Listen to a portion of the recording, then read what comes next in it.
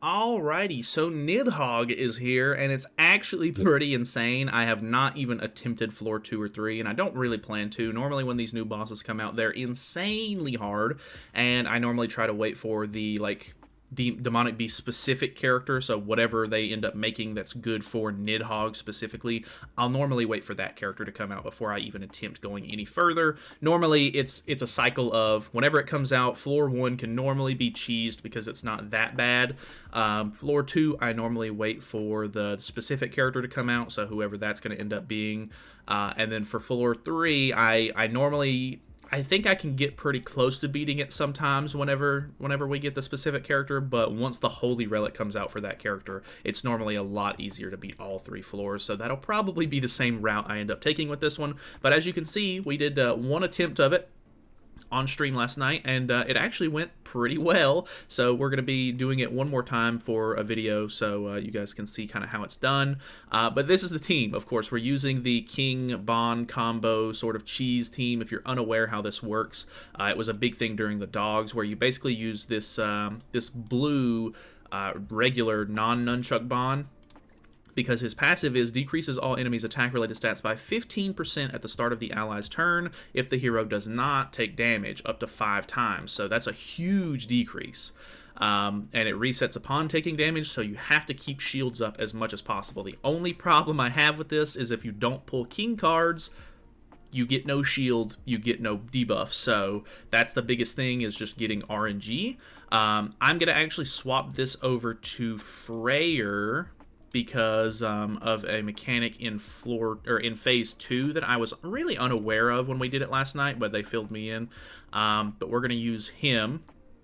And we have Valenti on the team, which actually helps out quite a bit because of just the way that her passive works. It basically makes even the ultimates do basically 0 damage. Like the ultimate that he did on me last night, I think it broke King's shield, but Bond was still almost at like full shield. Like, it's actually ridiculous how well it does. So if you're curious, this is my gear. I have attack crit on Freyr and King, and then we have HP defense with resistance rolls on Valenti, and then I have an attack defense roll, or an attack defense set on Bond, but these are also resistance rolls, so that way it's harder for him to break the shield. We're using the dogs card set, or the one that's best for the dogs. I guess it's technically the deer card set, but just because it gives basic stats. So yeah, let's hop into this thing. Last time when we did it with Escanor, because we were kind of slowly whittling our way through phase 2, it took quite a while. I don't know how long exactly this is going to take, but the fight itself, I think, is really cool. I think that Nidhogg in general looks really cool. Dragon, obviously, very hype. I love the fact that you're on like a floating ghost ship. I don't know. It's just the whole atmosphere of the fight is really cool to me. I really like the dogs when they first came out as well, and I don't think this one's really any different as far as like cool factor goes. So I think they're still doing a good job. It is kind of weird to me that you don't fight the dragon at all, I don't think, unless you do in the later floors. This is phase 1. You fight this weird plant monster, Creepy Spore, and his whole thing is he's basically just going to try to put debuffs on you and then use weak point to whittle you down. But luckily, because we're going to be using King Shields, hopefully he doesn't get through to us at all. So you can see we're not going to be doing the most damage you've ever seen, but we're going to slowly kind of just like whittle our way through the floors. I don't think that this first phase was really anything too crazy. I don't know if there's any specific challenges that pose an actual threat with this team at all, but we'll definitely talk more about mechanics in phase 2 and 3, because the actual mechanic for phase 3 I think is really interesting, like very unique, I guess. So that's kind of cool, I guess. Let's go ahead and try to make as much space as we can, because obviously I think the big goal here with this team specifically is just getting rid of as much stuff out of your hand as possible, so you can make sure that you have the best chance of pulling king cards to keep your shield up. But we're doing okay so far. We're not getting terrible luck, I don't think. But yeah, obviously we're stacking up the debuff. We can, I think we can look at I think we have to look at Bond specifically to see how many stacks we have on. So he's at 2 stacks at the moment, which shouldn't it be 3 stacks? Well, maybe he doesn't apply it on turn 1, but either way, we're saving these stance removal cards for the next phase, and we will talk about that in a second. It's going pretty slow, of course. So I mean, honestly, it could be way slower. I think with the dogs, it was way slower than this, especially in like phase 2. But luckily, it's only a 3-phase system, just like the dogs is, instead of a 4-phase system like the bird and the deer. So that's also good. We have decent merges actually. We can get rid of a lot of stuff out of hand, and we should kill this turn. So you can see, I mean, he patiences like every single hit. Here's an ultimate. Oh, okay, well, he actually got through on that. That's unfortunate. I think last time I was able to get Bond's ultimate and reset his ultimate move gauge. So that's actually really unfortunate. I don't know if we're going to be able to get through. Ooh, I don't even know if I'm going to be able to kill here because I didn't put up the shield. I was hoping that I could save it. It's going to be really close, I think. Yeah, we killed. Because our stacks got reset, I don't know how we're going to do here. But in phase 2, you fight this weird, more like a humanoid sort of tentacle man, which is, I don't know, kind of odd. But you can see he has these final damage minus 20% stacks. And I don't actually think it's written anywhere in here. But the stream was telling me that you want to use stance removals so that way you can actually get rid of these. And I don't know specifically if that is like just regularly. We're going to try it right here. I'm going to use one right here. He does put up a stance, which might be what you would want to save this for, but I'm not 100%. We haven't pulled an extra one of these since the very beginning, but we're going to waste some of these cards. Maybe we can pull another one. But we're going to see if this takes off a stack, I guess. Boom. Okay, it did take off a stack. Okay, so that's kind of nice. I guess you just kind of want to save those as much as possible. You can see that we did really, really little damage with the king. So this shield is not very big. Okay, still patiencing, though. Still doing quite well. Okay, patience. I'm super scared, but at the same time, this is working out surprisingly well. Okay, so at this point, I do not have an extra king card, so instead of just merging for that stance removal, I'm just going to go for pure card space so we can hopefully get another king card. Because obviously having the king shield is more important than actually dealing damage or taking off stacks or anything like that at the moment. We do get his ultimate, but no other card. Luckily, we can remove another stack from him, which is good. He's probably going to be able to get his ultimate off this time because I don't think I'm going to be able to get a Bond ultimate without trying to like move cards or anything, and that's just not really in my best interest at the moment. I think we remove a stance so that way we do a little bit more damage. We'll hit him with this. I don't have any merges here, unfortunately, so let's just go ahead and throw away these cards and hope for the best. I might end up getting screwed here, though. So now he's down to 1 stack. That actually did pretty good damage. Actually, this is doing okay damage as well. Best case scenario, maybe we can kill him without having a shield on next turn. We did get a card. But the big thing is you want to save your level 2 and 3 cards if possible for the final phase, which is kind of a juggle if you even have them. So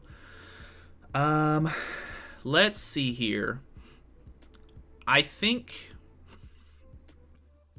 we're going to go ahead and put up a shield. You would think that the counter would be like really crazy, but it's actually not bad at all. I think we'll go ahead and remove another stack because he put up his stacks again, and then maybe we just play for a normal turn right here. He's gonna ult this turn, which I'm kind of scared about, but maybe it won't be so bad. I'm gonna go ahead and use this so that way we'll have a level 2 ready to go once we use the ultimate here. So, sorry, my nose is kind of runny today. Alright. So that did actually just go ahead and remove the counter itself. The question is, it was very little damage. Is the ult going to break through Bond? So that patience is, I'm feeling good. Patience, okay. Very good. Very good. And then this is going to patience as well. Boom. Very good. The big thing here is that this phase 2 fight, he's going to extort you with his extort card. Which one extorts? Yeah, this one. It extorts 50% and then 80%. He basically just zaps you, and then he's going to hit you and pretty much one-shot you at that point. So you got to be a little careful. We're in a bad spot now because I don't have any king cards. We're going to go for this. Hopefully we kill here. I am very skeptical unless Freyr does good damage with the cleave, which it's going to be really close, I think. I think we got it. I think we got it. Yeah, all right. That's good. All right, we need a king shield if possible. But in phase 3 here, we also have this bar, you can see. This is the interesting mechanic that we have to deal with now. Okay, I was about to be like, dude, no king cards, but okay, so now we have to fight this thing, which is the corrupted Nidhoggr. This is, I guess this is technically him, and you can see, obviously, he's very big behind it. I think this looks super cool, by the way, but the idea here is that you have this gauge. So, I didn't even look at this last time. Demonic Beast Purification. The gauge is depleted when dealing pierce damage to the Demonic Beast. The gauge is depleted when inflicting damage on the Demonic Beast during your turn. Okay, so I guess Pierce cards are actually good for it. I didn't know that. I think somebody maybe mentioned that in the stream, actually, and I just didn't know what they were talking about. But the idea here is that you can see, it, I mean, I know it's really small on your screen, but it's at 100%. And level 1 cards are going to bring it down by, I think, 3%. Level 2 cards and ultimates bring it down by 10%. And then I'm pretty sure level 3 cards bring it down by 25%. I could be wrong on the percentages there, but that's the biggest reason why you want to make sure that you save the higher level cards for this phase right here. So we're going to kind of waste some of the stuff. Another thing that you have to worry about is once you get him down low enough, he's going to start putting on attack-related stat boosts. And that is obviously going to be a problem because he's going to deal more damage to you. Hopefully, with the team that we're using, we don't have to deal with too much damage. But I don't have a king card in hand. Okay, we got 2 king cards. That's very good. So you can see we're still patiencing. We're doing okay. I don't have any merges. The ultimates here are probably going to be my best bet for actually dealing damage. And another thing to note is the whole point of the gauge is that he has an immortality buff. So you can see it right here. HP does not fall below 1%. So the biggest problem is he doesn't remove that buff until the bar reaches 0%. And even if you bring the bar down to 0% with an attack, you have to do one more attack on top of it. So you want to try to plan your attacks out to where you're not going to lower the bar and then switch it around to his phase if possible. So you kind of just want to whittle him down in these turns if possible, and then sort of just like build up all of your good cards and then use them back to back and then use one final attack to kill him. Obviously, you're still having to worry about lowering his actual HP bar as well, so, you know, keep that in mind. But I don't think the HP bar is as much of an issue. Like, I'm not worrying about it nearly as much as I'm worrying about the bar, I guess. You know what I mean? So, still no level 2s. Not even a chance for a level 3. So, we're in a weird spot here. I'm going to be using my last king card here, and we don't have any merges. I think I'm going to go for the ultimate just to guarantee myself a king card. And we're going to see what our bar is looking like after this. So you can see it's bringing it down by 3% every time. Which, I mean, he's got a lot of percent left. We're at 57%. The ultimate completely got patience there. So not an issue. We did not pull any king cards, which is scaring me a lot. Like, I know that as soon as we drop King Shield, this is all going to go south. So let's go ahead and use the ultimate. That's going to bring it down by 10%. I think I'm going to go ahead and use Valenti's ultimate as well. And then we'll get rid of the Valenti cards, maybe. So you can see his health is getting low. And he's also getting some attack-related stats. Maybe it's his health bar that corresponds to the attack-related stats and not the bar. Which, I guess that would make sense. Okay, we pull a king card. We got a level 2, and this will merge into a level 2, so those are 10%.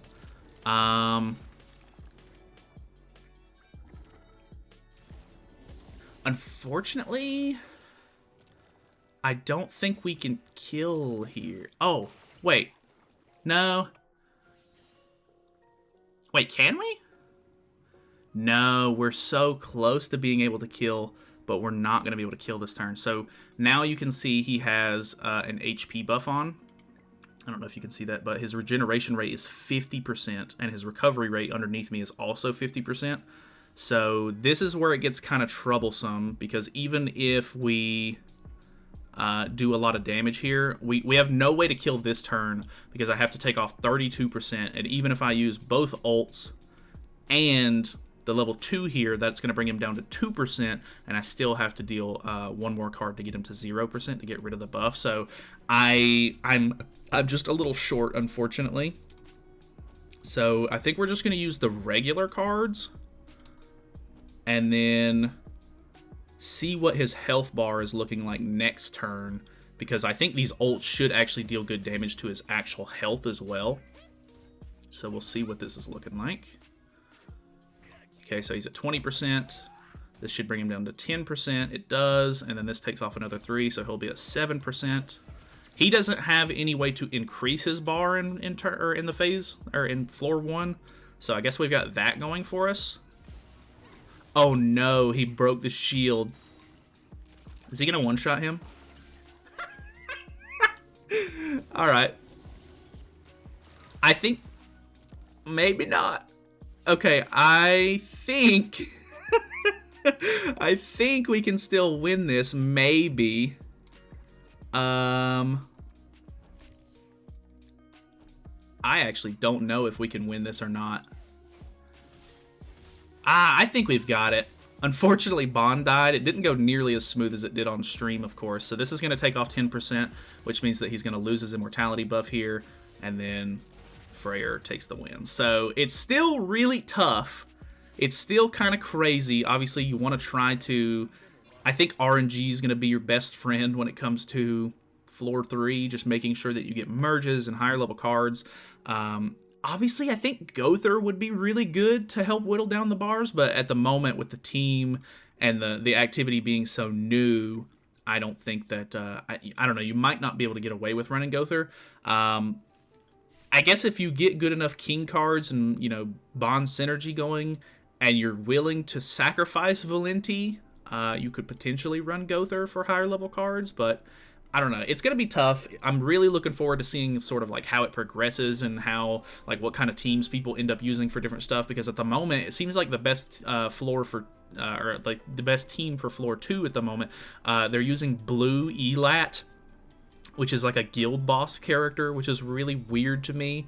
I don't know exactly what the point of running her is, but I don't know, it's just strange to see like the evolution of like what people find that works. So yeah, I don't know, really cool boss, honestly. I'm looking forward to seeing just like the different stuff that sort of progresses with it and everything, but that is pretty much it for me. So let me know what your thoughts and opinions of it are. I'm sure a lot of you guys are probably either still messing with the dogs or whatever the case may be. You're probably not going to worry about this one for quite a while, but definitely a cool new boss, and I mean, he's gotten relics, but I don't think any of these are really worth going for at the moment, but who knows, maybe they're good, who knows. Either way, thank you guys so much for watching. Hopefully you guys enjoyed the video. Feel free to subscribe if you haven't already, and I'll see you guys in the next one.